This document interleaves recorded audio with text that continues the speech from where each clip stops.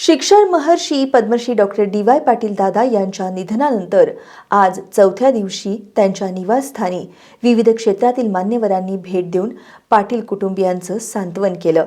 त्यामध्ये भारतीय कम्युनिस्ट पक्षाचे राष्ट्रीय महासचिव कॉम्रेड डी. राजा, राष्ट्रीय सचिव भालचंद्र कानगो, काँग्रेसचे ज्येष्ठ नेते नाना पटोले, माणिकराव ठाकरे, राष्ट्रवादी काँग्रेस शरदचंद्र पवार पक्षाचे प्रदेशाध्यक्ष शशिकांत शिंदे, ग्रामविकास मंत्री जयकुमार गोरे, माजी केंद्रीय मंत्री प्रतीक पाटील आदींचा समावेश आहे। मंगळवारी शिक्षण महर्षी पद्मश्री डॉक्टर डी.वाय. पाटील दादा यांचं निधन झालं। त्यांच्या निधनानंतर आज चौथ्या दिवशी त्यांच्या कुटुंबियांचं सांत्वन करण्यासाठी दिवसभर विविध क्षेत्रातील मान्यवरांची रीघ लागली होती। भारतीय कम्युनिस्ट पक्षाचे राष्ट्रीय महासचिव कॉम्रेड डी. राजा, राष्ट्रीय सचिव भालचंद्र कांगो, काँग्रेसचे ज्येष्ठ नेते नाना पटोले, माणिकराव ठाकरे, राष्ट्रवादी काँग्रेस शरदचंद्र पवार पक्षाचे प्रदेशाध्यक्ष शशिकांत शिंदे, ग्रामविकास मंत्री जयकुमार गोरे, माजी केंद्रीय मंत्री प्रतीक पाटील, सरोजमाई एन.डी. पाटील, माजी आमदार संपतराव पवार पाटील, माजी आमदार धीरज देशमुख, आमदार अरुण लाड यांच्यासह अनेक मान्यवरांनी आमदार सतेज पाटील आणि कुटुंबियांची भेट घेत त्यांचं सांत्वन केलं। शैक्षणिक आणि सहकार व्यवस्थेमध्ये त्यांनी महाराष्ट्रामध्ये त्यांचं एक मोठं योगदान आपल्याला सगळ्यांनाच पाहायला मिळतं। सर्वसामान्यांच्या मुलामुलींना शिक्षण मिळावं, चांगल्या दर्जाचं शिक्षण मिळावं, जो शाहू महाराजांचा वारसा डी.वाय. पाटील साहेबांनी चालवला, त्यामुळे आम्हाला त्यांचा सार्थ अभिमान राहिला।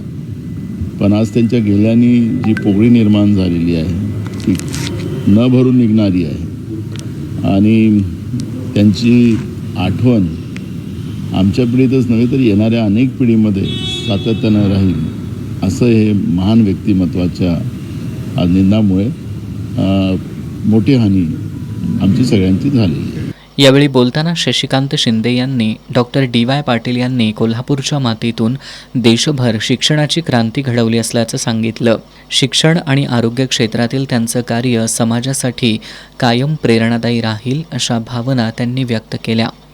कोल्हापूरचे आदरयुक्त अशा प्रकारचं नेतृत्व आणि महाराष्ट्राचं, देशाचं, ज्यांनी शिक्षण, सामाजिक संस्कार, सुसंस्कृतपणा, संस्कृती टिकवण्याचा प्रयत्न केला, ते स्वर्गवासी डी.वाय. पाटील यांच्या दुःखद निधनाच्या निमित्ताने त्यांच्या कुटुंबाला त्या ठिकाणी त्यांना श्रद्धांजली अर्पण करण्यासाठी आणि कुटुंबांना सांत्वनपर भेट देण्यासाठी मी इथं आलेलो आहे।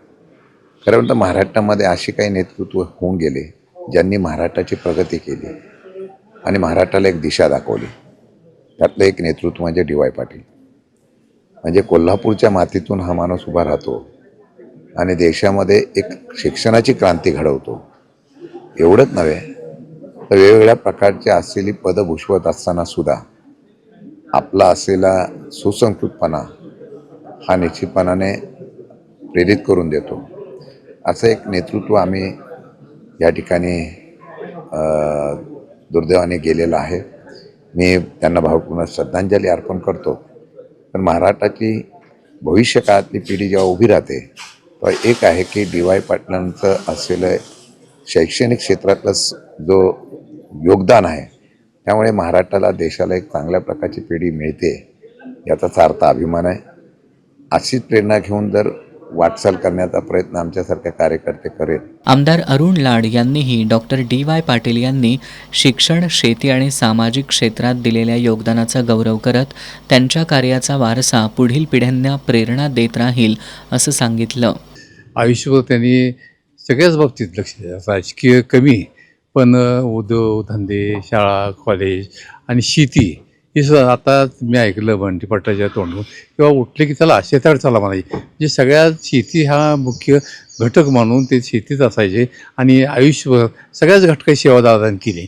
आणि दादांनी हे शैक्षणिक कार्य उभा केलं ते इतकं मोठं होतं, इतकं मोठं आहे, इथं असू द्या, पुण्याला असू द्या, इतकं मोठं उभा केलं आहे आणि आमच्या सगळ्या खेडोपाडच्या मुलांच्या उपयोगाचं आहे आणि त्यासाठी दादांना धन्यवाद देता येतील तेवढं थोडंच आहे। हे उभा केलं आणि सतेज पाटील आणि ह्या दोघांनी चांगल्या पद्धतीने चालवलं आहे आणि ती सुद्धा त्याची म्हणजे तशी शैक्षणिक सेवा पुढे नेली आणि आमच्या मुलांना, आमच्या खेडोपाडच्या मुलांना आणि सगळ्यांना हा चांगला उपयोगाचा विषय आहे शेती हा. आणि एकूण शिक्षण आहे, शिक्षण चांगल्या पद्धतीने पुढे नेलं आणि जे नवीन येईल ते सगळं आपल्या संस्थेने घेतलं आणि त्या सगळ्यांना आमच्या मुलांना उपयोग होतो आहे. हीच आमची म्हणजे समाजाची सेवा असं म्हणून दादाने केलेलं आहे आणि दादा देता येतील तेवढं धन्यवाद थोडेच. काँग्रेसचे ज्येष्ठ नेते माणिकराव ठाकरे यांनी दादा हे सर्वांना आपलेसे वाटणारे आदरणीय आणि मार्गदर्शक व्यक्तिमत्व होते. त्यांनी अनेकांना दिशा दिली. त्यांच्या जाण्यानं राज्यानं एक मोठा आधारवड गमावला अशा शब्दात श्रद्धांजली अर्पण केली. सर्वांना दादा एक आवडणारं नेतृत्व, त्यांचा स्वभाव, त्यांनी शैक्षणिक, सामाजिक आणि राजकीय क्षेत्रामध्ये ज्या पद्धतीने प्रगती केली तर चांगल्या प्रकारे एक वाटचाल अनेकांना दाखवली. तर महाराष्ट्रामध्ये प्रचंड दुःख सर्वांनाच झालेलं आहे.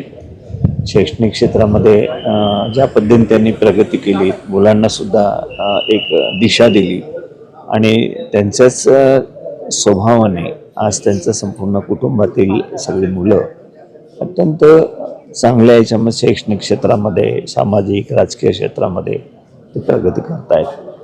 आणि दादा, माझे फार जवळचे संबंध दादांचे होते, कारण बरेचदा दादा आम्ही बसायचो, चर्चा करायचे दादा, आणि बरेच वेळेला आम्ही सोबत जेवण केलं, बसलो. राजकीय, सामाजिक याच्यामध्ये सुद्धा बरेच वेळेला आमची चर्चा होत होती. परंतु दादांचं एक व्यक्तिमत्व सर्वांना आवडणारं होतं. सर्वांची विचारपूस करून सुखदुःख कुठे झालं तर त्याबद्दलची चौकशी करायची. म्हणजे एक घरगुती मुख्य माणूस कसा असतो तर तशा प्रकारची भूमिका सर्वांसाठीच त्यांची राहायची. ते त्यामुळे एक आदरणीय स्थानी दादा होते आणि त्यांच्या जाण्याने सर्वांचंच कुटुंबाचं दुःख झालंच. कुटुंबाला, परिसरातील सर्व जनतेला, त्यांच्या मित्रांना, सर्वांना दुःख झालं. पण महाराष्ट्रातल्या सर्व जनतेला सुद्धा दुःख झालं. एक ज्या पद्धतीने त्यांचं कर्तृत्व होतं, त्यांच्या कर्तृत्वालाच खऱ्या अर्थानं सर्वजण साथ देत होते. आणि दादा गेल्यामुळं फार मोठी हानी हे सर्व महाराष्ट्रातील जनतेची झाली. भाजप नेत्या शौमिका महाडिक, मंगल महादेवराव महाडिक यांनी पाटील कुटुंबाची भेट घेत सांत्वन केलं. पाटील कुटुंबियांची सांत्वनपर भेट घेण्यासाठी दिवसभर सर्वसामान्यांसह मान्यवर नेत्यांची रीघ लागली होती. त्यामध्ये राष्ट्रवादी काँग्रेस शरदचंद्र पवार पक्षाचे जिल्हाध्यक्ष व्ही.बी. पाटील, कोल्हापूर फर्स्टचे अध्यक्ष सुरेंद्र जैन, भाकपचे सतीशचंद्र कांबळे, गिरीश फोंडे, भाकपचे राज्य सेक्रेटरी सुभाष लांडे, माजी मंत्री शिवाजीराव नाईक, आमदार धैर्यशील कदम, माजी खासदार संजय काका पाटील, माजी आमदार शिरीष चौधरी, माजी आमदार वैजनाथ शिंदे, सदाशिव पाटील, शिरीष चौधरी, हसन बाबू खालिफे, विजया पाटील, स्मृती सुशीलकुमार शिंदे, राष्ट्रवादीचे प्रवक्ते महेश तपासे, देविदास भन्साळी, मुरलीधर जाधव, स्मिता पानसरे, बुधाजीराव मुळीक, देवदत्त जोशी, भगत छापडा, अनिकेत देशमुख, श्री आनंदनाथ महाराज सांगवडेकर, श्री निरंजन महाराज सांगवडेकर, संजय पाटील यड्रावकर, शंकर पाटील, अनिल पाटील, विक्रांत पाटील किणीकर, मधुकर भावे, कर्णसिंह गायकवाड,